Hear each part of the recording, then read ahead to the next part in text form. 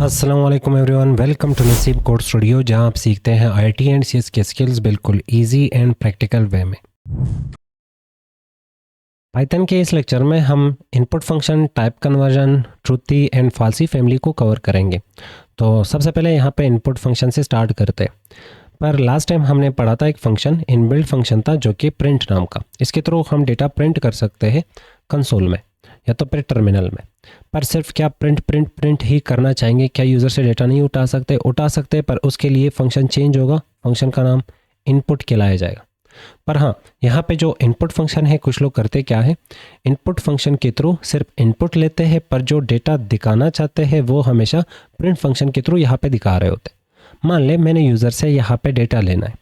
अब वैसे ही अगर प्रोग्राम को रन करूँगा, मैंने यहाँ पे हटा लिया ये प्रिंट वाला फंक्शन। अब प्रोग्राम को वैसे ही रन कर रहा हूँ तो देख लो यहाँ पे पॉइंट रुका हुआ है, कर्सर रुका हुआ है। और जैसे मैं यहाँ पे इसे डेटा दूंगा तो मैं देख लो यहाँ पे मैं लिख पा रहा हूँ। तो ये जो लिखना, जो कि हम टर्मिनल में लिख पा रहे हैं, और इसी चीज़ को हम यहाँ पे इनपुट कहते हैं, और ये इनपुट फंक्शन के थ्रू हमसे उठाया जा रहा। अब जो इनपुट फंक्शन है वो ये डेटा उठा के आपसे स्टोर कर लेता है मेमोरी में, पर वो मेमोरी हवा में कहीं पे यहाँ वहाँ और ज़ाया हो रहा है। पर अगर आप ये डेटा स्टोर करना चाहते हो तो आपको वेरिएबल की भी नीड पड़ेगी। पर फिलहाल इनपुट फंक्शन को समझते हैं, और जैसे मैं इंटर करूँगा तो प्रोग्राम ख़त्म हो जाएगा। तो इनपुट फंक्शन ने हमसे ये वाली इनपुट ले ली। अच्छा, अगर हमने कुछ दिखाना है, फिलहाल यहाँ पे पता ही नहीं चल रहा था कि इनपुट फंक्शन हमसे मांग क्या रहा था, तो इसके लिए हम यूज़ कर सकते हैं यहाँ पे प्रिंट फंक्शन को। तो टॉप पे लगाते हैं प्रिंट फंक्शन, और यहाँ पे इसे देते हैं इंटर योर नेम। हमने ये लिखा। ये लिखने के बाद अब वापस प्रोग्राम को रन कर रहे हैं तो देख लो ऊपर क्या लिखा हुआ रहा है, इंटर योर नेम। हमें इस पॉइंट पे यहाँ पे प्रॉम्प्ट मिल रहा है कि अच्छा अपना नाम यहाँ पे लिख लो, और इनपुट में नाम मांगा जा रहा तो हम यहाँ पे अपना नाम लिख रहे हैं। तो ये प्रॉम्प्ट है, और प्रॉम्प्ट में हमें गाइड किया जा रहा है कि आपको इनपुट किस टाइप का देना है, और इसके लिए हम यूज़ कर रहे हैं यहाँ पे प्रिंट। और जैसे इंटर करेंगे प्रोग्राम वापस ख़त्म हो जाएगा।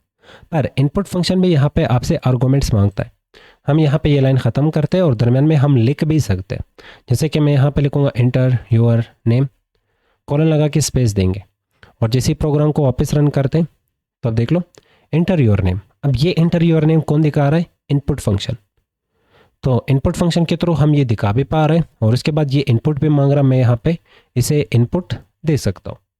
तो कुछ इस तरह से प्रोग्रामिंग में, वो भी पाइथन में, आप यूज़र से इनपुट लेने के लिए इनपुट फंक्शन का यूज़ कर सकते हो। पर हाँ, ये इनपुट आपको कहीं पे भी स्टोर करना है, तो स्टोर करने के लिए हम ये उठा के नेम नाम का वेरिएबल बना के इनपुट वापस लगाते हैं। CLS वापस प्रोग्राम को रन, मैंने यहाँ पे इसे अपना नाम दे दिया, एंटर करेंगे तो ये जो नसीब खान है ये स्टोर हो चुका होगा इस नेम वेरिएबल में। अब अगर हमने इसे प्रिंट करना है वापस यहाँ पे, तो मैं यहाँ पे नेक्स्ट लाइन में लिख सकता हूँ प्रिंट एफ स्ट्रिंग का यूज़ करके योर नेम इज़, यहाँ पे नेम को प्रिंट करेंगे। पुराने लेक्चर्स नहीं देखे तो ये सारी चीज़ें उसमें पढ़ाए गए। फिलहाल वापस प्रोग्राम को रन करके मैंने यहाँ पे अपना नाम दे दिया, इंटर करेंगे तो देख लो यहाँ पे योर नेम इज़ नसीब खान प्रिंट हो रहा है। तो ये लाइन प्रिंट कर रहा है कौन? Print function. ये कौन दिखा रहा है? Input function. ये कौन इनपुट ले रहा है? तो हम कहते हैं कि ये इनपुट ले रहा है input function. Print function print कर रहा है, इनपुट फंक्शन इनपुट लेता है। तो चलो यहाँ पे एक प्रोग्राम क्रिएट करते हैं, और उस प्रोग्राम के थ्रू हम लेंथ काउंट करेंगे किसी के भी नाम के इनपुट का। जैसे कि हम यूज़र से नाम ले रहे हैं एज अ इनपुट, और वो इनपुट लेके उसका हमने लेंथ काउंट करना है। तो इसके लिए हम यहाँ पे एक फंक्शन यूज़ करेंगे जिसका नाम होगा लेन फंक्शन को नेम दे देंगे, और हम यहाँ पे एक वेरिएबल में इसे स्टोर करना चाहेंगे। तो नेक्स्ट यहाँ पे वेरिएबल बनाते हैं, तो जैसे कि name underscore length equals two len function. अब नेक्स्ट हमने लेन को या नेम लेंथ को प्रिंट करना है, तो यहाँ पे प्रिंट नेम लेंथ। अब वापस प्रोग्राम को रन करते हैं, और यहाँ पे देते हैं अपना नाम, इंटर करेंगे तो देख लो इसने 11 प्रिंट कर लिया। ये हमारे नाम के कैरेक्टर्स को काउंट करके हमें रिटर्न में वो नंबर दे रहा है, और वो लेंथ दे रहा है, जैसे कि 11 यहाँ पे निकल के आ रहा है। अच्छा, अगर इसके सामने हमने कुछ मज़ीद लिखना है, जैसे कि Ctrl+X कट एफ स्ट्रिंग का यूज़ करेंगे, हम यहाँ पे करली ब्रेसेस लिखेंगे नेम हैज़, और इसके बाद करली ब्रेसेस नेम लेंथ, और यहाँ पे लिखते हैं कैरेक्टर्स। अब वापस प्रोग्राम को रन करेंगे, अब प्रोग्राम थोड़ा सा मज़े का बन चुका होगा। सबसे पहले यहाँ पे इनपुट फंक्शन यहाँ पे नाम मांग रहा है, तो यहाँ पे इसे दे देते हैं नाम। नाम देने के बाद इसे जैसे ही इंटर करेंगे तो नेक्स्ट पॉइंट पे क्या हो रहा होगा कि नेम उठ के आ गया, यहाँ पे नेम वेरिएबल में स्टोर हुआ। नेक्स्ट लेंथ फंक्शन इस नेम का लेंथ निकाल के स्टोर करेगा इस वाले वेरिएबल में। उसके बाद प्रिंट फंक्शन यहाँ पे फॉर्मेट करेगा हमारे एक वेरिएबल को स्ट्रिंग के साथ, दूसरे वेरिएबल को वापस स्ट्रिंग के साथ, और इसका फाइनल आउटपुट प्रिंट होके हमें मिल जाएगा। और अब जैसे ही मैं इंटर करूँगा तो देख लो नसीब खान हैज़ 11 कैरेक्टर्स। अगर मैं यहाँ पे कुछ और नाम दे दूँ, जैसे कि मैंने यहाँ पे दिया इसे नसीब कोड स्टूडियो, एंटर कर रहे हैं तो कहा जा रहा है नसीब कोड स्टूडियो हैज़ 16 कैरेक्टर्स। अगर आप इसे सिंगल या डबल कोट्स में बंद करना चाहते हो तो इस तरह बंद कर लो, पर हाँ यहाँ पे हमें एस्केप नोटेशन का यूज़ करना होगा। तो यहाँ पे मैं यूज़ करता हूँ एस्केप नोटेशन। वापस प्रोग्राम को रन करेंगे, मैंने वापस लिखा नसीब कोड स्टूडियो, एंटर करते तो देख लो सिंगल कोट्स में बंद होके हमें मिल रहा है कि नसीब कोड स्टूडियो हैज़ 16 कैरेक्टर्स। तो हमने यहाँ पे एक खूबसूरत सा प्रोग्राम बना लिया जो कि इनपुट में नेम उठा के उसके कैरेक्टर्स काउंट करके उसे फॉर्मेट करके फाइनल रिजल्ट यहाँ पे प्रिंट कर रहा है। तो वीडियो को पॉज करके आप भी इस प्रोग्राम को ज़रूर ट्राई करना, और जैसे ही आपने ये प्रोग्राम बना लिया कमेंट में डन लिख लेना। पाइथन में जब भी आपको एक डेटा दूसरे डेटा में या तो दूसरे डेटा टाइप में कन्वर्ट करना है तो इसके लिए हम टाइप कन्वर्जन टाइप के फंक्शंस को यूज़ कर सकते हैं। जैसे कि मेरे पास यहाँ पे डेटा है और वो डेटा बनेगा यहाँ पे ट्रू।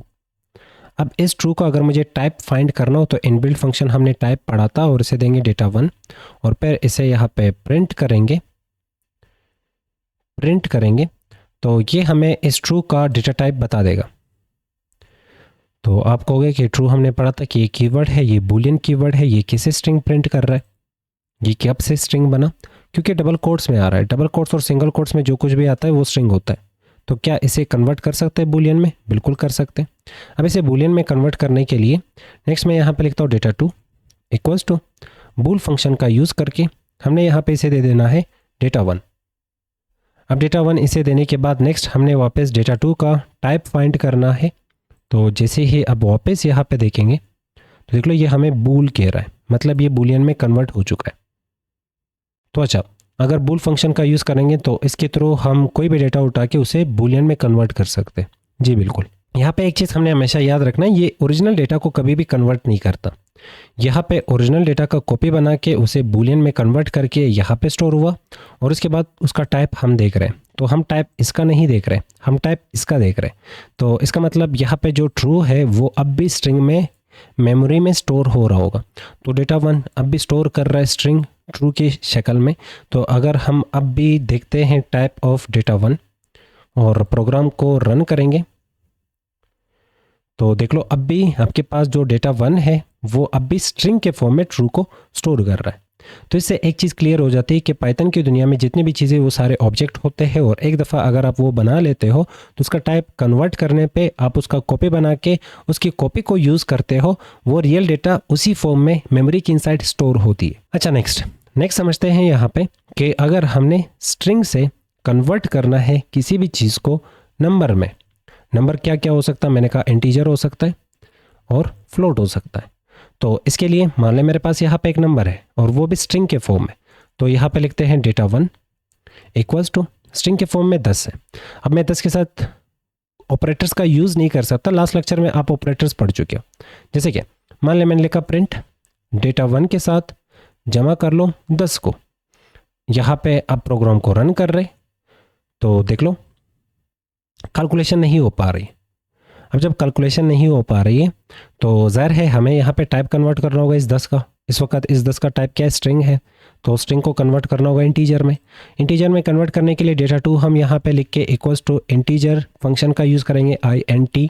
इस फंक्शन का काम है कन्वर्ट इंटीजर या तो कन्वर्ट टेबल टू इंटीजर। आपने जो भी इसे डेटा दिया ये उसे कन्वर्ट करेगा इंटीजर में, कन्वर्टेबल टू इंटीजर। और मैंने यहाँ पे कहा कि डेटा 1 में जो भी डेटा आ रहा होगा उसे इंटीजर में कन्वर्ट कर लो। इंटीजर में कन्वर्ट करने के बाद फिर देख लो डेटा 2 के साथ क्या हम 10 को जमा कर सकते हैं। CLS प्रोग्राम को वापस रन कर रहे हैं और देख लो यहाँ पे ये 20 हो चुका है। तो डेटा 2 में जो डेटा 1 था वो इंटीजर में कन्वर्ट हुआ और अब यहाँ पे इंटीजर हम जमा कर रहे हैं इंटीजर के साथ वापस इंटीजर को, तो 10 को 10 के साथ जमा करके यहाँ पे 20 निकल के आ रहा है। तो इंटीजर फंक्शन का यूज़ करके आप स्ट्रिंग डेटा टाइप को इंटीजर में कन्वर्ट कर सकते हो। सेम इसी तरह अगर हमने ये वाला जो नंबर है इसे फ्लोट में कन्वर्ट करना है तो ईजी है, यहाँ पे सिर्फ आ जाएगा फ्लोट। फ्लोट मतलब अब आपको जो आंसर मिलेगा वो आंसर होगा पॉइंट की शक्ल में, डेसिमल पॉइंट में। तो अब देख लो डेटा फ्लोट में कन्वर्ट हो चुकी है। तो आपने यहाँ पे 3 किस्म के फंक्शंस देख लिए, बूल फंक्शन देखा, इंटीजर फंक्शन देखा, फ्लोट फंक्शन देखा। पर स्ट्रिंग नाम का भी फंक्शन होता है, जैसे कि हम यहाँ पे वापस लिखते हैं डेटा 1 इक्वल्स टू, ये मेरे पास 10 है और ये 10 अगर टाइप देखेंगे इसका, डेटा 1 का टाइप बता दो और इसे प्रिंट कर लो। अब वापस प्रोग्राम को रन करते तो देख लो हमें कहा जा रहा है कि इस वक्त ये इंटीजर है, पर डेटा 1 को हम 2 में स्टोर करेंगे, पर उससे पहले स्ट्रिंग फंक्शन के थ्रू डेटा 1 को स्ट्रिंग में कन्वर्ट करेंगे। अब वापस डेटा 2 का हमने टाइप देखना है, देखा जाए तो पहले इंटीजर आ रहा था, अब क्या आ रहा होगा, स्ट्रिंग आ रहा होगा। तो हमने डेटा 1 को इस पॉइंट पे कॉपी बना के इसे कन्वर्ट कर लिया स्ट्रिंग में और यहाँ पे स्टोर करके उसका टाइप देख रहे। तो अब यहाँ पे जो 10 है वो बिहेव कर रहा स्ट्रिंग की तरह, पर हाँ डेटा 2 के साथ आप वापस कैलकुलेशन नहीं कर सकते। तो आपने यहाँ पे 4 किस्म के फंक्शंस पढ़े। सबसे पहला फंक्शन str, दूसरा फंक्शन बूल, और तीसरा फंक्शन यहाँ पे आ जाता है आपका int, फोर्थ फंक्शन यहाँ पे आ जाएगा फ्लोट। ये 4 किस्म के फंक्शंस जो कि टाइप कन्वर्जन में आपका हेल्प कर रहे होते। पर इसके अलावा 2 मज़ीद फंक्शंस यहाँ पे एक्सप्लोर करेंगे। एक होगा आपके पास ORD और एक और फंक्शन जो कि होगा CHR, करेक्टर। अब ये दोनों फंक्शंस कैसे काम करते, तो इसके लिए मान लें हमारे कीबोर्ड के ऊपर जितने भी आपको कीज़ दिख रहे हैं इनके पीछे कोड होता है, और वो कोड ASCII कोड या तो फिर हम UTF-8 कोड उसे कह सकते हैं, या तो फिर हम यूनिकोड उसे कह सकते वगैरह। तो इसका मतलब कीबोर्ड के नीचे एक कोड होता है और वही कोड आपका यहाँ पे करेक्टर रिप्रेजेंट कर रहा होता है, और फिर वही कोड कन्वर्ट किया जाता है मशीन कोड में, और ये सारा काम आपका CPU और ऑपरेटिंग सिस्टम कर रहा होता है। जैसे कीबोर्ड के ऊपर मुझे N दिख रहा है, पर N के पीछे एक कोड मौजूद है, कोड, और वो कोड ASCII कोड हो सकता है, और फिर वो कोड कन्वर्ट किया जाता मशीन कोड में, मतलब 0 और 1 में। अच्छा, अगर मुझे N का कोड देखना हो तो कैसे देख सकते, तो इसके लिए हम फंक्शन का यूज़ कर सकते ORD। मैंने कहा N का मुझे कोड बताया जाए। अब मुझे प्रिंट भी तो करना है, तो इसे उठा के प्रिंट फंक्शन को देंगे और यहाँ पे हमें कोड मिल जाएगा N का। तो N के पीछे एक कोड पड़ा है जो कि 78 है, तो हम ये कह सकते हैं कि 78 रिप्रेजेंट कर रहा है N को। और भी बहुत सारे टाइप के कोड सिस्टम होते, तो इस वक्त यहाँ पे जो N है ये हमें ASCII कोड सिस्टम में और यूनिक कोड सिस्टम में मिल रहा होगा। अब ये जो कोड सिस्टम में ये होते क्या, जैसे कि आपके 4 नंबर्स है, तो 4 नंबर्स के लिए कोड सिस्टम और नंबर सिस्टम बनाया गया है, और डिफरेंट टाइप के नंबर सिस्टम उसके थ्रू जनरेट होते, जिसके थ्रू आप एक नंबर से दूसरे नंबर पे कॉल कर रहे होते हो।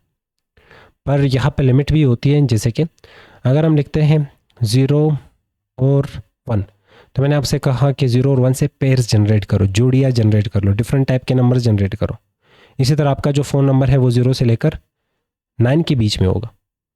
0 और 9 के बीच में वो नंबर जनरेट होके आपको एक यूनिक नंबर जनरेट करके दे रहे होते।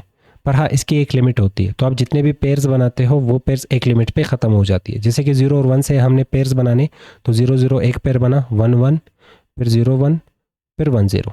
अब इसके अलावा क्या हम और जोड़ी बना सकते हैं? बिल्कुल नहीं। इसके अलावा जोड़ी बनाओगे तो वो रिपीट हो जाएगा। सेम इसी तरह पहले था ASCII कोड सिस्टम, पर उसके बाद आया UTF-8 कोड सिस्टम और UTF कोड सिस्टम। और ASCII कोड सिस्टम में कुछ इस तरह से लिमिट तक हम जनरेट कर पा रहे थे करेक्टर्स का और सिंबल्स के कोड, पर कंप्यूटर के ऊपर सिर्फ इंग्लिश नहीं था, क्योंकि ASCII कोड सिस्टम को इंग्लिश के लिए बनाया गया था। फिर UTF कोड सिस्टम आया और इसके थ्रू ऑलमोस्ट हर एक लैंग्वेज के सारे करेक्टर्स इजीली ट्रांसलेट हो पा रहे, तो हर एक करेक्टर के लिए उसमें कोड जनरेट होती है और उसी कोड को हम यहाँ पे इस चीज़ के थ्रू फाइंड कर सकते हैं। तो मैंने यहाँ पे जैसे ही N इसे दिया, तो N के बदले इसने हमें यहाँ पे 78 दे दिया। पर अगर मुझे यहाँ पे वापस A का कोड देखना है, तो हम यहाँ पे इसे A दे रहे, और यहाँ पे A का कोड 65 है। और अगर हम छोटी BC में N का कोड देखते, हाँ बड़ी BC और छोटी BC, अगर यहाँ पे डिफरेंट आपको दिख रहा है कि ये अलग दिख रहा है और ये अलग दिख रहा है, तो इन दोनों का कोड भी अलग होगा। अब वापस यहाँ पे देखने चाहेंगे इन तीनों का कोड 78, 65 और 110। अच्छा, अब मुझे यहाँ पे करेक्टर का कोड मिल चुका है, तो क्या ये कोड यूज़ करके वापस करेक्टर निकाल सकते? बिल्कुल निकाल सकते। उसके लिए एक और फंक्शन यूज़ करोगे जिसका नाम है CHR करेक्टर, और ये इंटीजर सपोर्ट करता। अब इंटीजर हमने इसे दे देना है, जैसे कि मैं यहाँ पे लिखना चाहूँगा 110। मैं कह रहा हूँ कि मेरे पास ये कोड है, इस कोड का मुझे करेक्टर दिया जाए। अब वापस यहाँ पे इसे प्रिंट करेंगे, और जैसे ही प्रिंट करेंगे तो ये हमें लास्ट में ये जो हमने इसे 110 दिया उसके बदले हमें ये करेक्टर दे रहा है। तो यहाँ पे देख लो, आप टाइप को कन्वर्ट कर रहे हो। यहाँ पे आप करेक्टर दे रहे हो, कोड जनरेट कर रहे हो, और यहाँ पे आप कोड दे रहे हो, करेक्टर जनरेट कर रहे हो, और इसके थ्रू भी हम टाइप कन्वर्जन कर रहे हैं। हम एक टाइप से दूसरे टाइप में डेटा को कन्वर्ट कर रहे हैं। अब टाइप कन्वर्जन में आप तब फंस जाते हो जब आपके सामने नॉन बूलियन वैल्यू आ जाती है। जैसे कि यहाँ पे हम टाइप को कन्वर्ट करते करते मान लें मैंने लिखा बूल, और यहाँ पे मैंने खाली स्ट्रिंग दे दी। अब आप कहोगे कि बूलियन तो ट्रू और फॉल्स एज अ स्ट्रिंग अगर पास करके उसे देते हो तो ये स्ट्रिंग से निकाल कर ट्रू और फॉल्स को बूलियन वैल्यूज़ में कन्वर्ट कर लेता है। जैसे कि हम यहाँ पे स्ट्रिंग में अगर इसे देते हैं ट्रू, तो अब ये जो ट्रू है इसका टाइप बूलियन हो चुका होगा। मैं यहाँ पे इसे स्टोर करता हूँ डेटा में, और प्रिंट करेंगे टाइप किसका, डेटा का। अब वापस यहाँ पे प्रोग्राम को रन करेंगे तो देख लो हमें यहाँ पे बूलियन मिल रहा होगा। पर अगर मैं सिर्फ और सिर्फ यहाँ पे डेटा को प्रिंट कर लूँ और प्रोग्राम को वापस रन करेंगे तो देख लो हमें यहाँ पे ट्रू मिल रहा है, स्ट्रिंग में नहीं, डबल कोट्स और सिंगल कोट्स में नहीं। तो इस वक्त यहाँ पे जो ट्रू है वो कन्वर्ट हो चुका होगा बूलियन में। पर अगर मैंने ये दिया इसे, या तो फिर 0 दिया इसे, अब वापस प्रोग्राम को रन कर रहे हैं, इसके बदले भी हमें एरर नहीं, हमें यहाँ पे इसके बदले फॉल्स मिलेगा। अब फॉल्स कैसे मिला? ये तो नॉन बूलियन वैल्यू है। अब जब नॉन बूलियन वैल्यू को हम बूलियन में कन्वर्ट कर रहे हैं तो इसके लिए दो फैमिलीज आ जाते हैं, एक होता है ट्रूथी डेटा और दूसरा होता है फाल्सी डेटा। आप इसे ट्रूथी फैमिली या तो फाल्सी फैमिली कह सकते हो। जैसे कि यहाँ पे आपने सबसे पहले पता करना है फाल्सी वैल्यूज़ है कौन से, फाल्सी फैमिली के मेंबर्स कौन से हैं। तो मैंने यहाँ पे लिखा फाल्सी, फाल्सी फैमिली के मेंबर्स, फैमिली के मेंबर्स। तो ये जो ऊपर आपके सामने एक कन्फ्यूजन आ रही है कि नॉन बूलियन डेटा को हम कैसे बूलियन में कन्वर्ट कर रहे हैं, तो इसके लिए ये चीज़ समझ लो, बहुत ही ज़रूरी है। देखते जाओ आप इसे। सबसे पहले अगर आप एम्प्टी स्ट्रिंग मतलब single quotes, double quotes, triple quotes, अगर आप इसे एम्प्टी यूज़ करते हो और इसे बूलियन फंक्शन को दे देते हो तो बूलियन फंक्शन इनके बदले आपको फॉल्स दे देगा, क्योंकि ये सब जनरेट कर रहा है फॉल्स कीवर्ड और ये सब बिलोंग करता है फाल्सी फैमिली से। तो ये हो सकता है, ये हो सकता है, ये हो सकता है, और इसी तरह ये सिंगल कोट्स ये हो सकता है। इसके अलावा नन कीवर्ड, इसके अलावा 0, इसके अलावा कॉम्प्लेक्स नंबर में अगर 0J लिखते, 8th पे यहाँ पे रखेंगे 0, या तो फिर हम यहाँ पे रखते हैं नेक्स्ट फॉल्स, और उसके बाद 10th नंबर पे यहाँ पे रखेंगे ये खाली ब्रैकेट्स। ये सारे बिलोंग करते हैं किसके फैमिली से? फाल्सी के फैमिली से। फाल्सी के फैमिली के मेंबर्स ये रहेंगे। इसके अलावा जितना भी डेटा रह जाता है, जो भी डेटा रह जाता है डेटा टाइप, उन सबको हम ट्रूथी के फैमिली में शुमार करते हैं, और वो सारे डेटा पेयर ट्रूथी के फैमिली से बिलोंग करता है। तो सिर्फ आपको फाल्सी की फैमिली को याद रखना है, बाकी जो चीज़ें इससे मैच नहीं होता तो समझ ले वो ट्रूथी की फैमिली से होगा। जैसे कि यहाँ पे ट्रूथी फैमिली, अब ट्रूथी फैमिली में जितने भी मेंबर है वो अनलिमिटेड है, सिंटैक्स उसका सेम होता है पर डेटा बार बार चेंज हो सकता है। जैसे कि मैंने कहा सिंगल कोट्स या तो डबल कोट्स में ए, अब ये ए छोटी हो सकता है, बड़ी हो सकता है, ए से लेकर जेड तक लेटर हो सकते हैं। तो मतलब सिंगल कोट्स खाली नहीं, अगर इसके बीच में कुछ भी आ जाता है तो वो ट्रूथी की फैमिली से होता है। इसके अलावा अगर हम 0 लिखते तो फाल्सी फैमिली का मेंबर है। इसके अलावा 1 लिखा, -1 लिखा, ये बड़ा नंबर लिखा, ये सब ट्रूथी की फैमिली से बिलोंग करते हैं। और सेम इसी तरह अगर हम लिखते हैं ट्रू, ट्रू भी ट्रूथी की फैमिली से बिलोंग करता है। तो इसका मतलब ये वाले जो मेंबर्स है ये हमेशा आपको ट्रू कीवर्ड जनरेट करके दे रहा होता है अगर आप बूलियन कन्वर्जन के थ्रू इसे कन्वर्ट करने की कोशिश करते हो। तो अब वापस आ जाते हैं वही पुराने क्वेश्चन की तरफ। तो सिंपल आपको ये चीज़ें याद रखना है।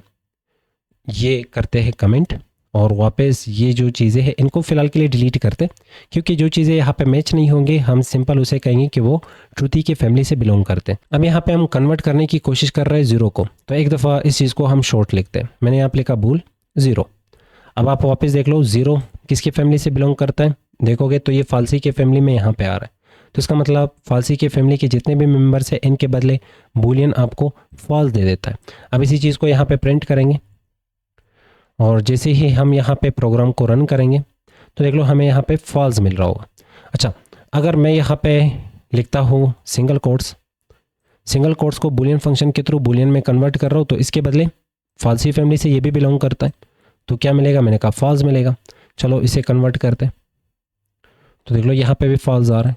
अच्छा, अगर हम इसके बदले यहाँ पे लिखते हैं पैरेंथेसिस, तो पैरेंथेसिस फालसी के फैमिली से बिलोंग करता, तो इसके बदले भी हमें यहाँ पे क्या मिल रहा है, फॉल्स मिल रहा है। और अगर हम यहाँ पे लिखते हैं नन, मैंने यहाँ पे लिखा नन भी यहाँ पे फालसी के फैमिली से बिलोंग करता है, इस पॉइंट पे आपको नन दिख रहा होगा, तो इसके बदले भी हमें यहाँ पे क्या मिलेगा, फॉल्स मिलेगा। इसके अलावा अगर मैं लिखता हूँ यहाँ पे नन को डबल कोट्स में, कन्फ्यूजन होगी। अब कह रहे हो कि नन तो फालसी के फैमिली से बिलोंग करता, पर हाँ इस वक्त सिर्फ नन कीवर्ड नहीं आ रहा, नन कीवर्ड डबल कोट्स में बंद है, तो ये एक स्ट्रिंग आ रहा है। कि ये स्ट्रिंग एम्प्टी है, नहीं ये एम्प्टी नहीं है। तो अगर एम्प्टी नहीं है तो यहाँ पे इनके फैमिली में ये मैच नहीं होता, तो ज़ाहिर बात है इसके बदले आपको क्या मिलेगा, ट्रू मिलेगा। तो जैसे इंटर करेंगे तो यहाँ पे ट्रू आ रहा है।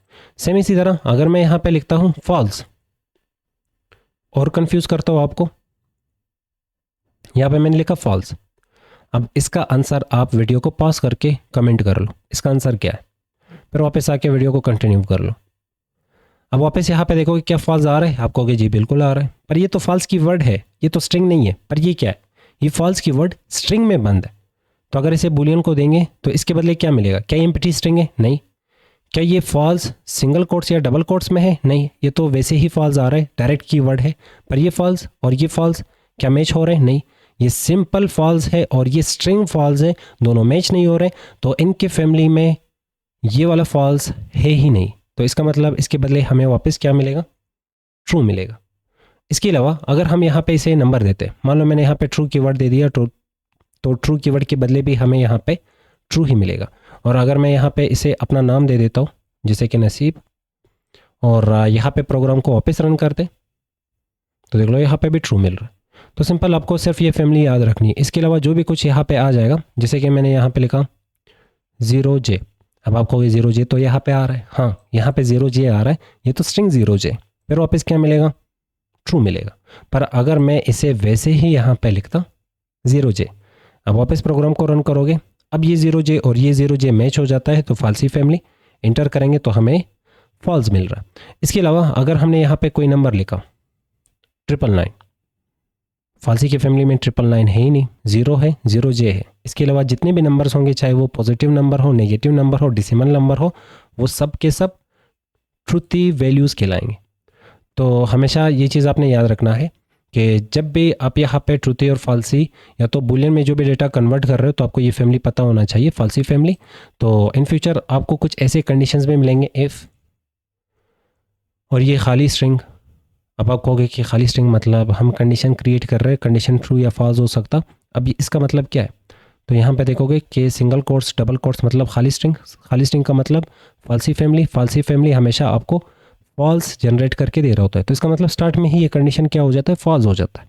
पर अगर हम यहाँ पे ये लिखते हैं 999, मैंने कोई कंडीशन नहीं दिया, हमने यहाँ पे ऑपरेटर यूज़ नहीं किए, कंपैरिजन ऑपरेटर्स, इक्वलिटी ऑपरेटर जो हम यूज़ करते हैं, मैंने यहाँ पे डायरेक्ट नंबर दे दिया। नंबर के बेस पे मैं कंडीशन को ट्रू और फॉल्स कर रहा हूँ। तो फिर आप कहोगे कि ये नॉन बूलियन वैल्यूज़ है, कंडीशन भी नहीं है, तो 99 क्या है, फिर वापस फालसी फैमिली की तरफ चले जाओ, 99 है इसमें, बिल्कुल नहीं है। तो यहाँ पे प्रोग्राम को हम डायरेक्टली ट्रू कर रहे हैं। तो हमेशा ट्रुथी और फालसी फैमिली अगर आप याद रखते हो, तो इन फ्यूचर जितने भी कन्फ्यूजन होंगे वो ईजिली आपके सॉल्व हो जाएंगे डेटा टाइप कन्वर्जन में। तो उम्मीद करता हूँ आपको यहाँ पे टाइप कन्वर्जन समझ आ चुका होगा, ट्रुथी एंड फालसी फैमिली समझ आ चुके होंगे। नेक्स्ट समझते हैं ऑपरेटर्स को।